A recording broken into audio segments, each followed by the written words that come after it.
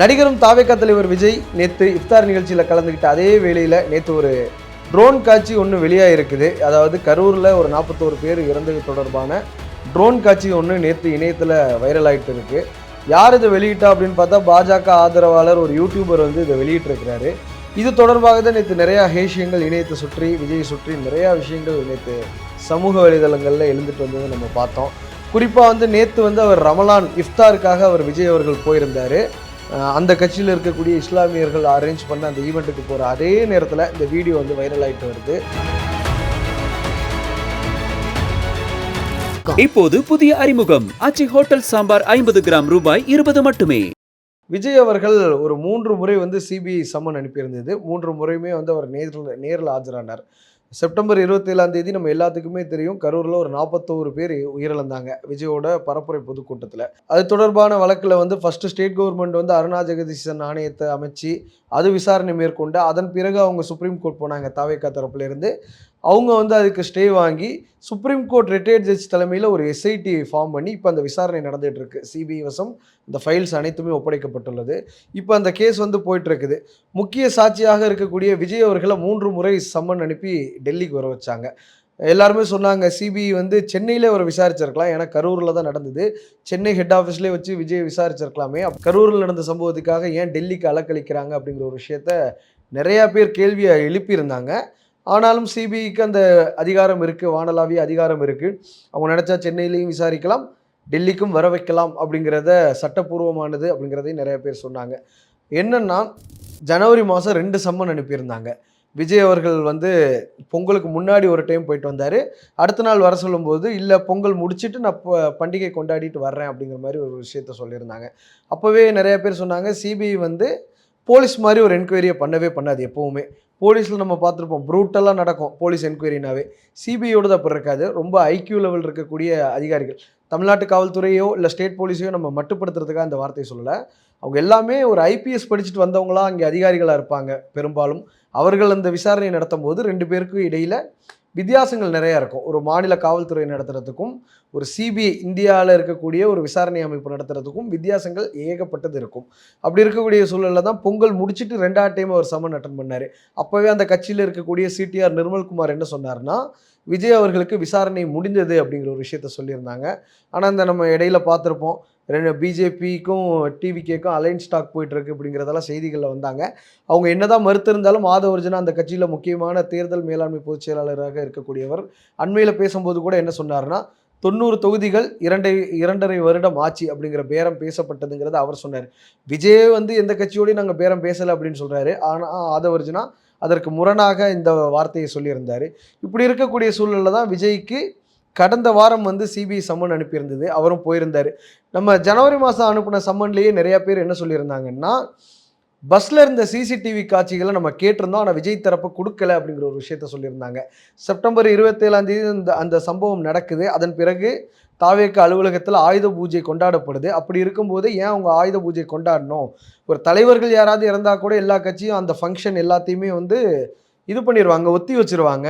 அடுத்து 2 நாட்கள் எந்த இதுவுமே நிகழ்ச்சியும் நடத்தக்கூடாது, எல்லா நிகழ்ச்சிகளையும் ரத்து அப்படின்னு சொல்லும் பொழுது, இவங்க கட்சி பொதுக்கூட்டத்துக்கு வந்து 41 பேர் இறந்தப்ப ஏன் அந்த ஆயுத பூஜை கொண்டாட்டம் நடந்தது அப்படிங்கிற ஒரு கேள்வியை நிறைய மூத்த பத்திரிகையாளர்கள் கேட்டிருந்தாங்க.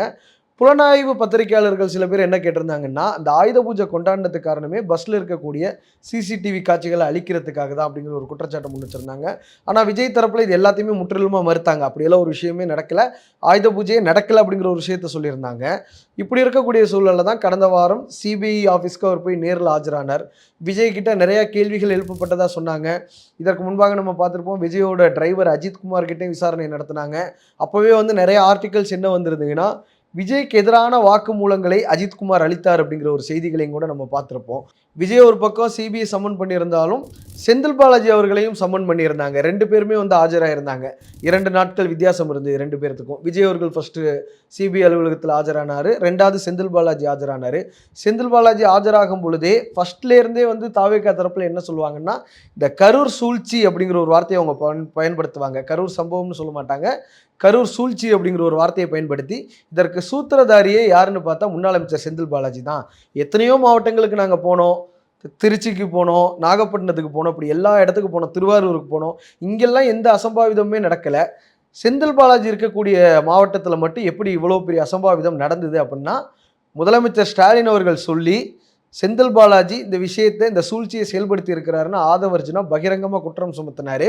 இதெல்லாம் விரைவில் உண்மை வெளியில வரும் அப்படிங்கிற மாரி சொல்லியிருந்தாரு. ஆனா, செந்தில் பாலாஜியையும் சரி, விஜயையும் சரி சாட்சியாக அங்க இருக்கக்கூடிய விட்னஸாக தான் சிபிஐ கூப்பிட்டு விசாரணை பண்ணாங்க. 2026 அந்த ஜனவரி மாதம் அனுப்பிச்ச சம்மன்லேயே நியூஸ் சேனல்ஸ் வந்து நிறையா நியூஸ் போட்டிருந்தாங்க. என்னன்னா, விஜய் கிட்ட கிடுக்குப்பிடி கேள்விகள் 500க்கும் மேற்பட்ட கேள்விகள் கேட்டிருந்ததாலாம் சொல்லியிருந்தாங்க. அதன் பிறகு கரூருக்கு ஏன் நீங்க 7 மணி நேரம் தாமதமா வந்தீங்க? 12 மணிக்கு வருவீங்கன்னு உங்க கட்சியுடைய பொதுச் செயலாளர் சொல்லியிருக்கிறாரு. மாண்புமிகு தலைவர் தளபதி அவர்கள் 12 மணிக்கு கரூருக்கு வருவாருன்னு.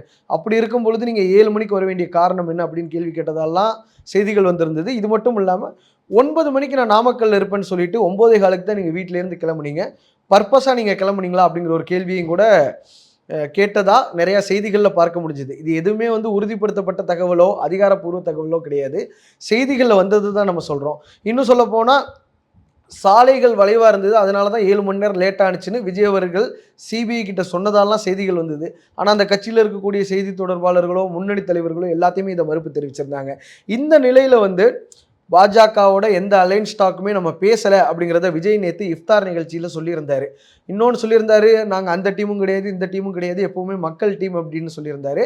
மதச்சார்பற்ற கொள்கையில என்னைக்குமே சமரசம் இல்லை அப்படிங்கிற ஒரு விஷயத்த நேத்து இஃப்தார்ல அவர் சொல்லியிருந்தார். இஃப்தார் ஃபங்க்ஷன்ல அந்த கட்சி சார்பா ஏற்பாடு பண்ணப்பட்ட அந்த நிகழ்ச்சியில சொல்லியிருந்தார். இந்த நிலையில தான் இந்த சிபிஐ கேஸ்க்காக வந்து விஜய் அவர்கள் பாஜகவோட பேசிட்டு இருக்கிறாரு. இந்த மாதிரி செய்திகளும் வந்தது. அதையும் கூட அவங்க அதிகாரப்பூர்வமா மறுக்கிறாங்க. இன்னொரு விஷயம் என்ன சொல்லப்பட்டுச்சுன்னா, விஜயோட பேர் வந்து சார்ஜ் ஷீட்ல இடம்பெறும்.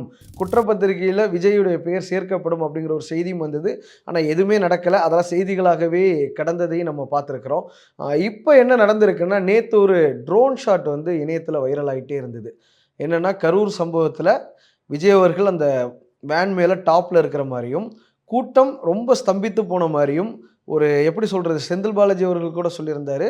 ஒரு கட்டுப்படுத்த முடியாத கூட்டம் இருந்ததாக அவரே சொல்லியிருந்தாரு. அந்த மாரி தான் இருந்தது. நெறைய மக்கள் தாவேக்கா சார்பிலே சொல்றாங்க. நாங்க ஒரு 10,000 பேர் எதிர்பார்த்தோம். 25,000 பேர் வந்திருக்கிறாங்க. நாங்க எதிர்பார்த்தத விட 2 மடங்கு, 3 மடங்கு அதிகமா வந்திருக்கிறாங்க. போலீஸ் உரிய பாதுகாப்பு குடுக்கல அப்படிங்கிற ஒரு குற்றம் சுமத்தியிருந்தாங்க. அதே ட்ரோன் காட்சி வந்து புதுசா இப்ப வெளியாயிருக்கு. இதற்கு முன்பாக இந்த ட்ரோன் காட்சி வந்து யாருமே பார்க்கல. எல்லாம் கீழ இருந்தே தான் பார்த்துருக்கிறோம். செந்தில் பாலாஜி அவர்கள விமர்சனம் பண்ற விஜய். பாட்டிலுக்கு ₹10 அப்படின்னு விமர்சனம் பண்ணியிருந்தாரு. அது எல்லாமே கீழ இருந்து போற ஷாட் தான் நம்ம பார்த்திருப்போம். இப்போ ஃபர்ஸ்ட் டைம் அந்த ட்ரோன் ஷாட் வெளியாயிருக்கு. இந்த ட்ரோன் ஷாட் வந்து சிபிஐக்கு கிடைச்சதா, எக்ஸ்க்ளூசிவா சிபிஐ கிடைச்சதா சொன்னாங்க.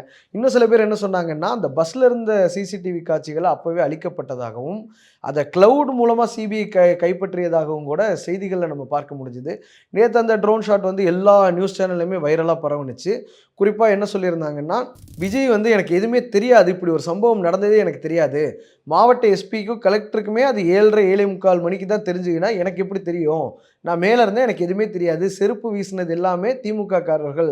யார் கூட்டத்திற்கு நடுவில் ஆம்புலன்ஸ் அனுப்புனது? இந்த மாதிரி பல கேள்விகள் இருக்கு. பல சூழ்ச்சிகள் இருக்கு அப்படிங்கிற மாதிரி விஜய் தரப்புல தொடர்ந்து குற்றம் சுமத்திட்டே இருந்தாங்க. நேத்து அந்த ட்ரோன் காட்சியில தெளிவா தெரியுது. என்னன்னா, அவர் மேல இருக்கும்போது காலே கீழ யாருக்கும் படல, எல்லாம் மிதக்கிற மாதிரி ஒரு காட்சிகள் வந்தது. அதையும் கூட நம்ம பார்த்திருப்போம். இன்னொன்னு என்ன சொல்லப்பட்டுச்சு அப்படின்னு பார்த்தோம்னா, விஜய் அவர்கள் முன்னுக்கு பின் முரணாக நிறைய கருத்துக்களை சொன்னார் அப்படிங்கிறதையும் செய்திகளை நம்ம பார்க்க முடிஞ்சது. ஆனால் தாவேக்கா தரப்புல பேசின எல்லாருமே என்ன சொன்னாங்கன்னா, சிபிஐ விஜயை நேரடியாக உட்கார வச்சு கேள்வி கேட்குறாங்க. சிபிஐ அதிகாரி, இன்வெஸ்டிகேஷன் ஆஃபீஸர் கேட்குறாரு.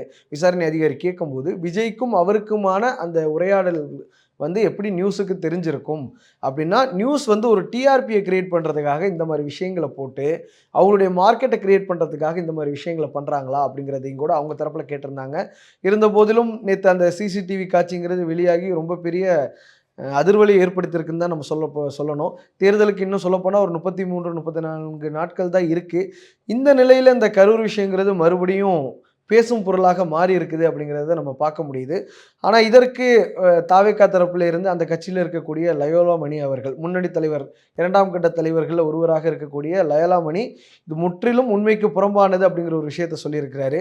சார்ஜ் ஷீட்டில் வரக்கூடிய நாட்களில் விஜயுடைய பெயர் இடம்பெறலாம் அப்படின்னு வர செய்திகள் எல்லாமே பொய்யானது. ஏன் இப்படி பண்றீங்க அப்படிங்கிற ஒரு கேள்வியும் எழுப்பியிருக்கிறாரு. இன்னொன்று, அவர் போட்ட ட்வீட்டை நம்ம முழுமையாக படிக்கணும்னா என்ன சொல்லியிருக்காரு அப்படின்னு பார்த்தோம்னா, ஊடக அறம் எங்கே, வதந்தி பரப்பும் ஊடகத்திற்கு கடும் கண்டனம் அப்படிங்கிற ஒரு விஷயத்த சொல்லியிருக்கிறாரு. இன்னொன்னு வந்து என்ன சொல்லியிருக்கிறாருன்னா, இது எல்லாமே பச்சை பொய். இவங்க சோர்ஸ்ன்னு சொல்லி போடுற நியூஸ் எல்லாமே பச்சை பொய் அப்படிங்கிற ஒரு வார்த்தையும் கூட சொல்லியிருக்கிறாரு. தொடர்ந்து இந்த மாரி நியூஸ் போட்டிருந்தீங்கன்னா, விரைவில் மக்கள் ஊடகங்களை புறக்கணிக்கக்கூடிய வாய்ப்புகள் கூட உருவாகலாம் அப்படிங்கிறதையும் சொல்லியிருக்கிறாரு. இப்படி ஒரு பக்கம் விஜய்க்கு தெரிஞ்சு தான் அந்த கரூர் சம்பவம் நடந்திருக்குன்னு ஆளும் தரப்பும், செய்தி நிறுவனங்களும் தொடர்ந்து செய்தி வெளியிட்டாலும், தாவேகா தரப்பிலேருந்து அத முற்றிலுமா மறுக்கிறாங்க. எது எப்படியாக இருந்தாலும் 41 இறந்த உயிர்களுக்கு நியாயம் கிடைக்கணும் அப்படிங்கிறது தான் நம்மளுடைய கோரிக்கையாக இருக்கிறது. விசாரணை சரியான பாதையில போகணும். 41 உயிர்களுக்கு உரிய நீதி கிடைக்கணும் இப்படிங்கிறது தான் மக்கள் எல்லாருடைய விருப்பமாகவும் இருக்கிறது. பொறுத்திருந்து பார்க்கலாம். இது வெறுமனே தேர்தல் ஆதாயத்திற்காக சிபிஐ இந்த வழக்க பதிவு செஞ்சு விசாரணை பண்ணுதா? இல்ல உரிய நீதி கிடைக்குமா? அப்படிங்கிறதெல்லாம் வரக்கூடிய நாட்கள்ல நம்ம பொறுத்திருந்து பார்க்கலாம். இப்போது புதிய அறிமுகம் ஆச்சி ஹோட்டல் சாம்பார் 50 கிராம் ரூபாய் 20 மட்டுமே.